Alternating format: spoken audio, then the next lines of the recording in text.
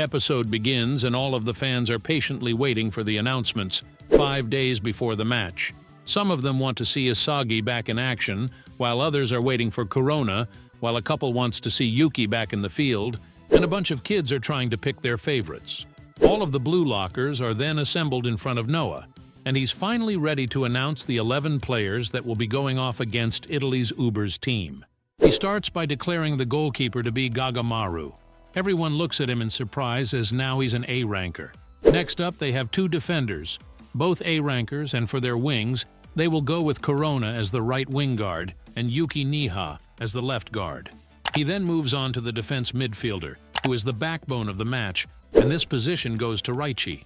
Yoichi can't believe it, because when it comes to teams duking it out, the best way is to steal the ball in a one-on-one confrontation, and Yoichi has shown great enhancement in his physical stats, so they want him to use his power to anchor the team. Yoichi is ecstatic.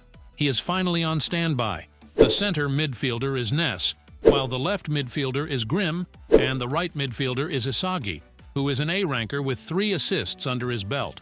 Their top striker is Kunigami, now an S-ranker in both offense and shooting style, and the top left striker has decided to be Kaiser. Noah then concludes the lineup and says that they will be using this formation against Italy's Ubers. Those who are not picked are a little envious of their peers. Noah debriefs that this time they are going to be going against Italy's Ubers. They have legendary defenders, and their master Snuffy is a tactic wizard with a high IQ, so their offensive patterns need 2 axes. One is Kaiser and the other is Isagi, and obviously they will try to crush them both simultaneously, which is why one of them will emerge as the king of the team. This makes Yoichi envious because he wants to be the king of the team, but now he is just the tissue of the team who has to clean up after the 2 chosen ones. Though Noah wonders if this is a complaint, Yoichi bows sarcastically, saying that he will defend himself until he is covered in dirt for his majesty. As Isagi looks away nervously, he wonders if he is pissed or genuinely happy. Noah then tells everyone that they need to control the ball. It will be very essential to break through their defenses and their strategies, and the match lies in the duels that will test them. He also cautions Kaiser not to be obsessed with Isagi. He won't allow any more screw-ups. Kaiser coolly tells him that he'll try. He also tells Noah that it's time to test out his new theory, that if he is a striker, he should prove it with his goals. Isagi agrees, and they finally move in to duel as a team. Though Isagi has been chosen to play once again, he refuses to assist anyone to make a goal. Kaiser also cautions him that they are competing for actual goals and he must not run away.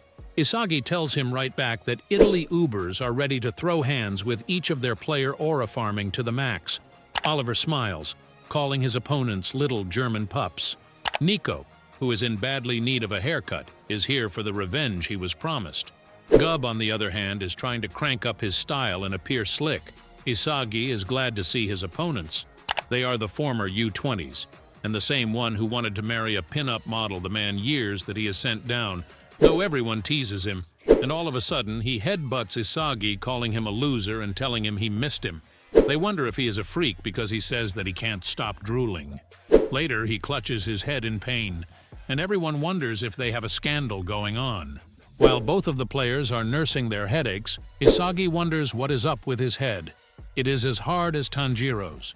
He calls him a rage game, but Baru tells him to shut it. He has dyed his hair to be flamboyant and match his hefty salary.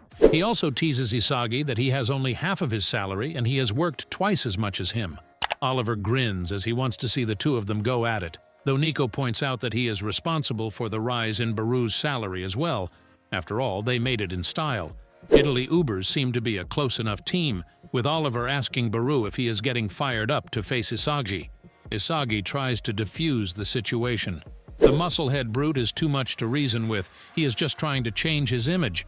He is trying to be a muscle-bound gorilla, and Isagi is left wondering if this brain-dead Viking is really worth 100 million yen. Oliver then turns to Isagi, cautioning him against trying to protect his throne, because Italy Ubers will be stealing it. This excites Isagi, and he welcomes the challenge. Meanwhile, at headquarters, the football union representative brings Ego some samples, saying that they have a lot of cash flowing in. He wants to show him things that will help them sell Blue Lock TV merchandise. They have a lot of cute and weird souvenirs for everyone. Some of them talk and some of them sing. Ego rejects all of the mascots. His secretary wonders why. The mascot was pretty cool. Ego wonders if this is all they want to talk about. If that is all, then he should just move on. The representative looks at the merchandise strewn across the floor, and he remembers Ego promising something before starting this whole adventure. Ego remembers his promise. After all, soccer is business. It is finally time for the match of the ages to be underway, featuring Italy Ubers versus Germany Bastard Mansion. In the last match, Baru had managed to shoot into stardom with a 100 million yen contract, and everyone was holding their breath, wondering if Isagi would finally pull off his own goal and if Kaiser would tear through the field. This is a match everyone is holding their breath for. Isagi finally finishes his new theory and has gone through rigorous training. The only thoughts in his mind are to score a goal and defeat Kaiser. Now he just needs to execute it. He uses 100% of his metavision right from the start. Ness and Kaiser are dribbling the ball between themselves, dodging opponents left and right. Isagi recalls the Ubers being a highly defensive team concentrated around the midfield. He realizes that the guy passed in front of him, and they will not crumble easily. The defenders continue to gang up on Kaiser, but with Ness on his back, he has nothing to fear. He shoots the ball to Ness, and surprisingly Ness ignores it. It goes off to Grimm, and all of a sudden Ness is accelerating at a terrifying pace right to the goal box line by himself. Grimm shoots the ball, managing to arc it beautifully around the players, but it turns out Ness is only bait for Kaiser to execute a beautiful gameplay. Even Isagi is impressed by how good the trick is, pushing Ness up to the front line while letting Kaiser slip from behind to catch them off guard. It is impossible to predict their strategy, but a player manages to stop him in his tracks. He tilts his head, recalling Kaiser being a 300 million yen player, so he must be the ace. Isagi starts to panic, and surprisingly Kaiser has stopped him with pinpoint accuracy. This is the heart of Uber's defense, the defender in the new generation. This is ace-eater Lorenzo, a lanky man with a crazy smile. No one can believe their eyes that Lorenzo has managed to stop the ball and even rustle it away from Kaiser, and all of that with pinpoint accuracy. Isagi remembers going over his gameplay videos, but he's too crazy to deal with in person. Even though he wasn't able to read Kaiser's surprise attack, Lorenzo managed to stop it in a jiffy. Perhaps he has predictive abilities in addition to his physical stats. Isagi wonders if this is the defensive power of the world's best U-20 center back. Kaiser tells him to stop showing off his platinum teeth. The gold smile is creepy. Lorenzo smiles anyway, wanting to show off his eyes. He tells Kaiser not to get a big head. Only because he's worth 300 million, he should know that he is worth more than that. Kaiser calls him an all-gold meathead for viewing people in terms of how much they are worth. Lorenzo smiles, dribbling the ball as if he's drunk. He reasons that everything in this world can be bought with money. He then starts charting off everyone's salaries, and he vows to swallow their team. Isagi activates his metavision. As Lorenzo is about to shoot, everyone gets ready to counter, and Kunigami tries to tackle him, ready to knock his gold tooth right off his mouth. But Lorenzo is too unpredictable, twisting and turning around Kunigami. Yoichi also appears, trying to wrestle the ball away from him, but to Lorenzo, he's not worth the trouble. He just dribbles it away from him, and Yoichi can't wrap his head around those dribbling skills. Is he the LeBron James of soccer? It's as if his upper and lower body are separating. He feels as if a zombie is dribbling it. And surprisingly, he rushes away, breaking free from every one of these annoying pests. He also zooms past Yukimiya, shocking all of the spectators, causing them to fear for their team, because when Italy was on defense, they had Lorenzo far back on the corner, and they were letting the opponents charge in. Now this switching to offensive, as soon as Lorenzo has his hands on the ball, Nico is moving back from the midfield and is switching positions with Lorenzo. They are changing their entire center lineup just because of Lorenzo and his ideas. Everyone is augmenting his ideas, being his wings, and everyone is starting to panic because of this zombie-long counter. They wonder if this is the organization that has power and discipline at their core value, and Lorenzo at the front. Gagamaru is sweating profusely as Lorenzo is in shooting distance. One of the players tries to stop him with a tackle, but Lorenzo just leaps over him, calling him a measly 28 million player. Gagamaru pleads with anyone else to get in here, and Corona is trying his best to reach there in time. But everyone is focused on Lorenzo. While Lorenzo has a different plan in his mind, instead of shooting it into the goal box, he shoots it back with lightning accuracy, away from everyone's awareness. A blazing lion is roaring through the field. It is Baru who is aligned with the ball.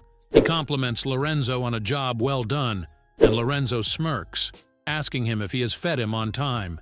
They realize that Lorenzo and Baru use a system of complementary kings, but surprisingly, Isagi arrives just in time to intercept the ball and tease Baru by calling him a new king. Even Lorenzo is shocked and wonders why he is worth only 50 million. Isagi dribbles the ball away with a point-blank tackle. This infers Baru, but Isagi has no time to pay heed to his annoyance. His mind is working overtime and his body is on a much higher level, keeping up with his metavision. Now it's time to show everyone what he's made of. He dribbles the ball between Corona and himself. Yukimi, on the other hand, wonders if this is going to be a counter against a counter, and if this is what he was aiming for. Lorenzo charging in for an attack so that the defensive line is not back in place. Now he will combine his strengths with Corona to pierce through the field and pass the ball between them. Yukimi also goes after Isagi, trying to steal the trajectory. He doesn't want Isagi to have any hard feelings, but this is just how their team operates. This is survival of the fittest. As Yukimiya is about to steal the ball, a player arrives to tackle Isagi and wrestle the ball away from him.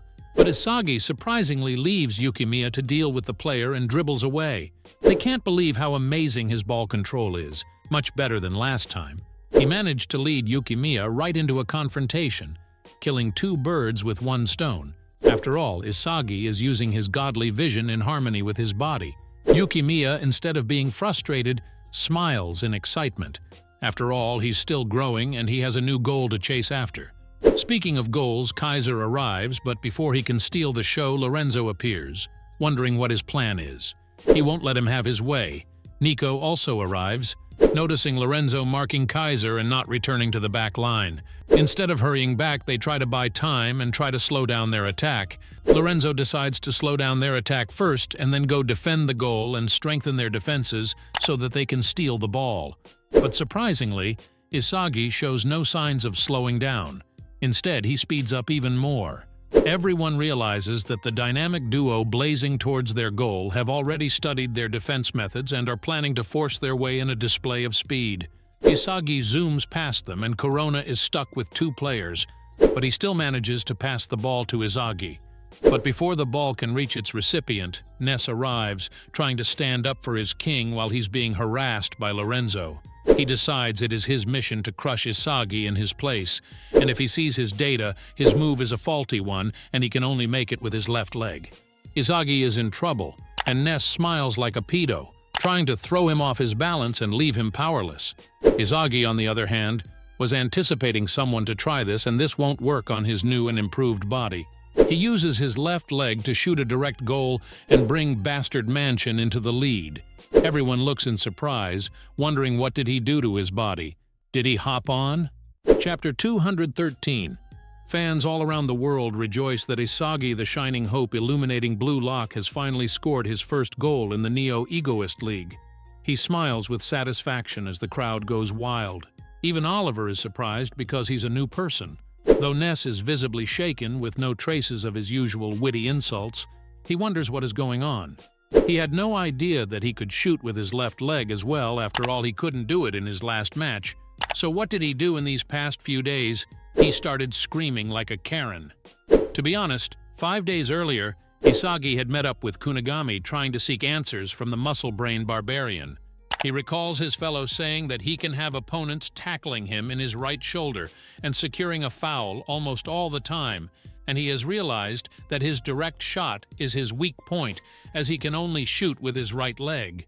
But Kunigami had managed to copy Noah's body and can shoot with both legs, so he wants to learn the trick to be able to use both of his legs. But instead of enthusiasm, Kunigami tells him to buzz off. Isagi looks away in embarrassment, apologizing, but he still asks Kunigami for training. He wants to study how he uses his body. Kunigami, on the other hand, warns him that he will end up erasing his specs. He recalls being forced to become ambidextrous in the wildcard round, and that was because he was working on his muscle mass and bone structure. But if he copies his methods, he will end up building muscles in the wrong places and will throw his body's balance off.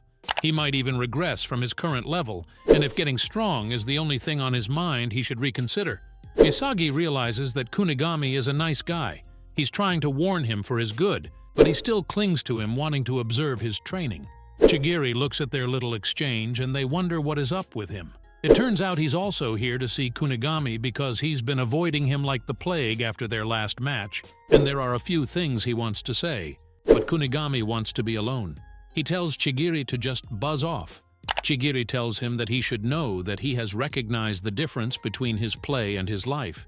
He has changed, and Kunigami should also look at the new version of himself. But Chira also arrives wondering if this is a reunion or something. He teasingly slams the ball into Isagi's face, wanting to join in on the fun. Chigiri wonders if he's here to see Kunigami as well. It turns out he indeed is. After watching their last match against Germany, he wants to bathe in the ego juices of their team, and he's impressed by Kunigami's and Isagi's movements. Their goals have excited him and he wants to train with Kunigami. They wonder why is Kunigami in such high demand. Even Kunigami is not sure why everyone's here, but he's not up for a friendly little reunion.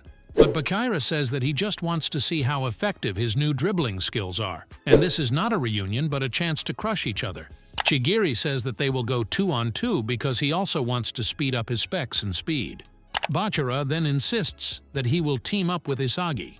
Isagi realizes that everyone has their own weapons, and they need to make a few minor tweaks before they can use their weapons in the main battle.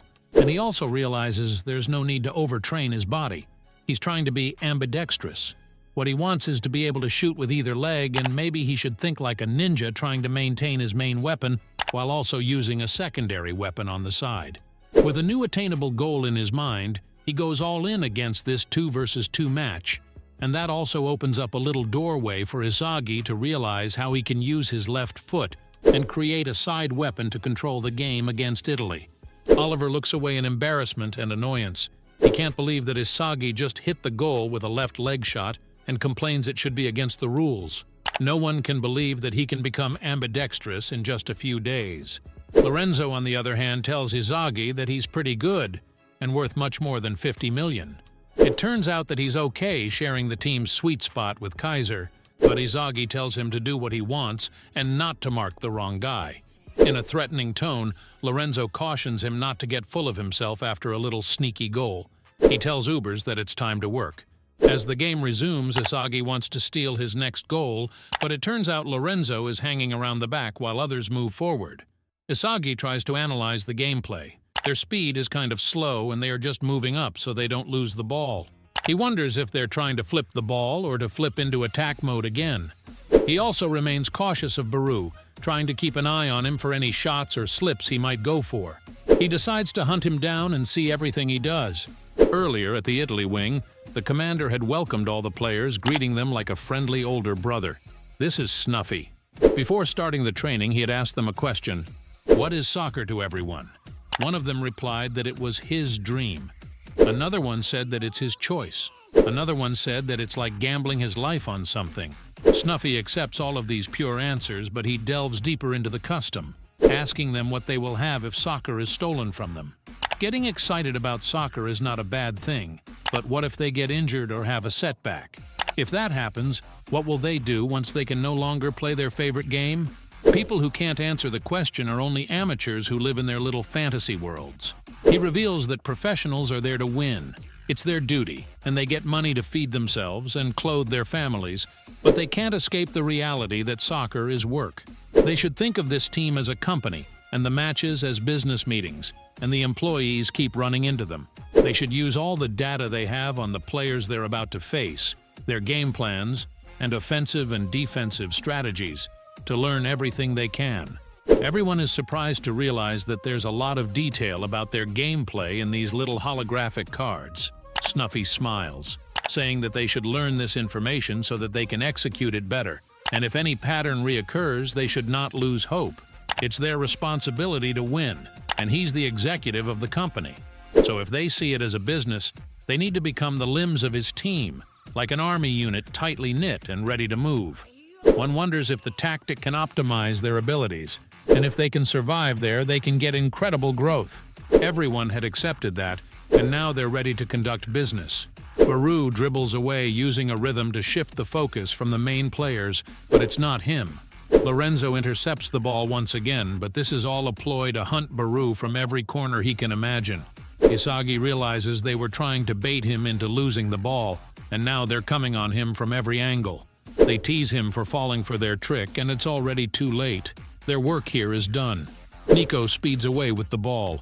Isagi realizes that one of them makes a low-risk attack, and two others speed up and press at the same time when the ball is stolen, so that the three can act together like a pride of lions. It's a highly organized guerrilla warfare out there, and the lone player could never cope.